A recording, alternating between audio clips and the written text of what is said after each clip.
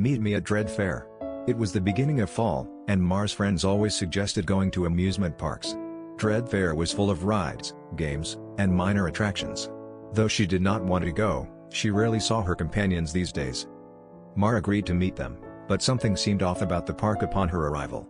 It was in a sorry state, the rides were rusty and worn. The game stalls were abandoned, and the prizes hanging showed signs of deterioration and discoloration.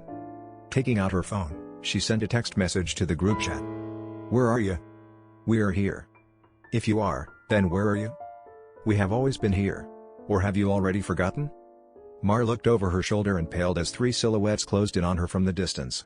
The figures swayed as they walked.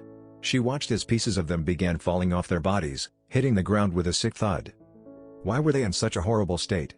She didn't remember them looking like this, and no matter how many times she opened and closed them, their bodies were still walking corpses. Then, it came to her as if in slow motion. Mar should have gone to that haunted attraction with them. At least then, she would not have had to live with the fact that her friends were no longer with her. That was right, her friends were dead. On that night, there was a wanted serial killer on the loose who had been hiding in the haunted house, lying in wait for victims to come inside. Her friends were his unlucky victims that day. Mar wished she could have seen them one last time before their murder. Mar wishes she had suffered the same fate.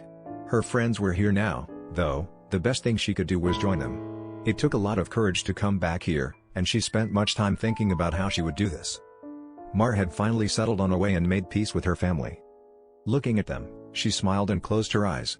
Mar felt almost weightless, as if she could fly. Mar walked up to them, tears in the corners of her eyes. Grasping a bony hand in hers, she looked at each one of them. "I'm sorry that I made you wait," she apologized. "So what should we do first?" Mar asked as she walked with the three of them. She looked over her shoulder at a dangling figure from a nearby tree. Mar knew precisely who it was, she didn't need to ask. All that mattered right now was that she was finally with her friends. A few months later, a search team went to check out Dread Fair Amusement Park. This was the last place that anyone had thought to look for a missing person. Considering the time, they may be looking for a body instead. They weren't wrong to think so and were very close to finding March. Or at least what's left. So very close.